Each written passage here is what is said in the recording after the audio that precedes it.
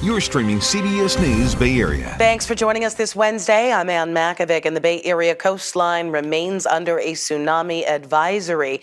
Waves could be dangerous for anyone in the water. This is a look at the pier at Sharp Park Beach in Pacifica and the waters off San Francisco. Local officials are advising people to stay away from the beaches and the coastal areas. People living along the California coast spent the night checking in for any updates, especially along the Santa Cruz harbor. Our Kevin Coe is there where he is tracking the latest. Boaters here at the Santa Cruz harbor still don't have power. Port officials last night, to take safety precautions to try to get ahead of the tsunami advisory, they cut off power, water, and gas to the entire harbor. That is still off as the advisory is still ongoing. The good news is there hasn't been any reports of significant damage after a very tense early morning here in Santa Cruz. Boaters tell us they were up throughout the surge, some even deciding to take their boats out into the deeper waters to avoid being stuck in the harbor. That's because of previous incidents as recent as December when a high surf caused millions of dollars in damages at the harbor. In 2011, a 9.0 earthquake near Japan, which also caused a devastating tsunami there, also sent waves here. That's why boaters have been on high alert. Because the wave's only maybe a foot tall, but it's 4 miles long. And it's got the power of the ocean behind that, and the earthquake still. That is what a surge is. A surge is a super duper power turbo ocean wave punch coming in, and it's miles long. And as we saw in Indonesia, they can also be 40, 50, 60 feet high. That can happen here in Santa Cruz. If we had Indonesia happen in Santa Cruz, it'd be devastating. All these cars would be gone, the harbor, the concrete, everything gone. Joseph has actually been here all night into this morning. He is still here to make sure his boat is okay, waiting out the advisory.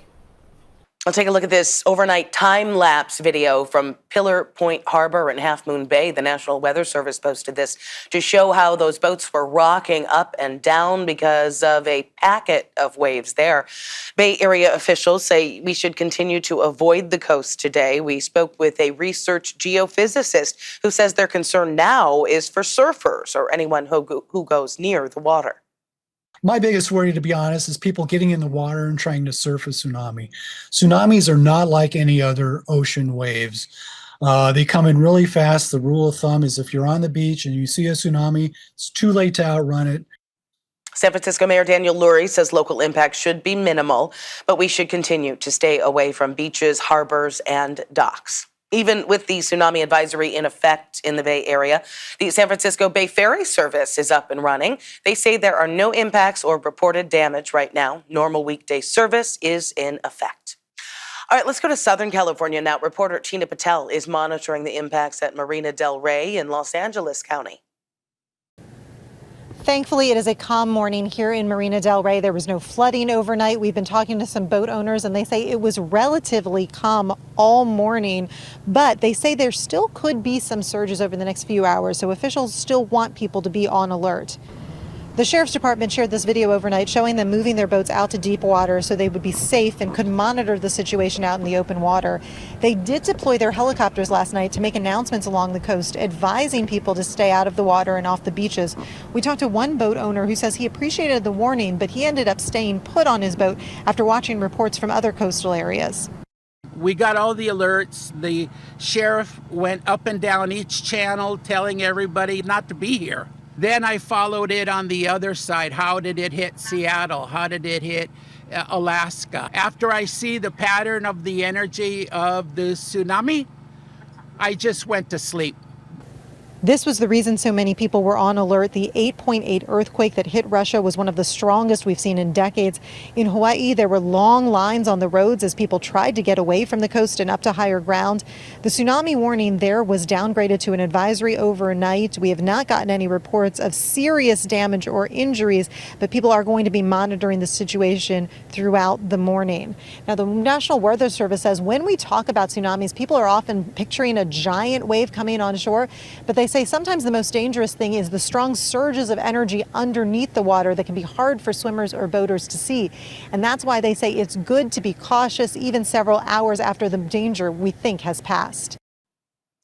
That 8.8 quake struck off of Russia's far eastern peninsula yesterday, just before 4:30 p.m. our time.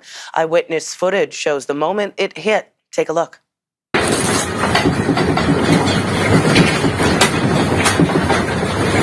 Yeah, the USGS says the quake tied for the 6th strongest earthquake ever, on record at least. There is damage in Russia, but so far no reports of any injuries. Strong aftershocks have also been recorded there. That is close to the epicenter. You can see droves of sea lions diving into the sea when that earthquake hit. You can also see some rocks falling down from the cliffs. A tsunami warning is now an advisory in Hawaii. Evacuations have been lifted across Oahu and flights have restarted at Honolulu International Airport. Video shows the scramble to get to safety in Honolulu yesterday. Locals crowded roads in a rush to get to higher ground. Tsunami waves hit Hawaii overnight, but they were smaller and less damaging than anticipated. Tsunami water spilled into a parking lot on Oahu's North Shore overnight. The CBS affiliate in Hawaii, Hawaii News Now, has been following the latest developments through the night and into the morning. Casey, it was pretty amazing to see how people reacted so quickly, and that's great. You know, Costco ran out of water. You know, the gas station lines were very long as people were preparing. And then, of course, the roads were just gridlocked yesterday. And as you mentioned earlier, we were watching people turn around and go over the curb trying just to get to where they needed to go, Casey. Yeah. And as we talked a little earlier as well, you know, you could tell that people, even in their vehicles, weren't so much worried about themselves, but, oh, my auntie, my mom, is trapped in her downtown parking garage. It's taking 2 hours just to get out of there.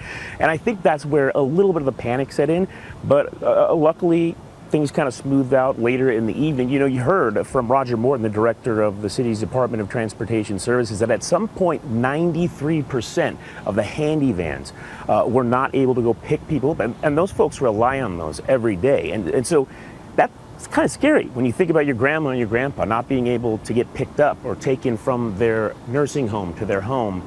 But again, you know, we're just grateful that things weren't as bad as they could have been. In Japan, a tsunami of about 1.5 feet was detected at a northern port. Some people sought safety on top of buildings after warnings to move to higher ground. Officials there are warning that bigger waves are still possible. Authorities estimate the potential tsunami conditions will persist for at least a day.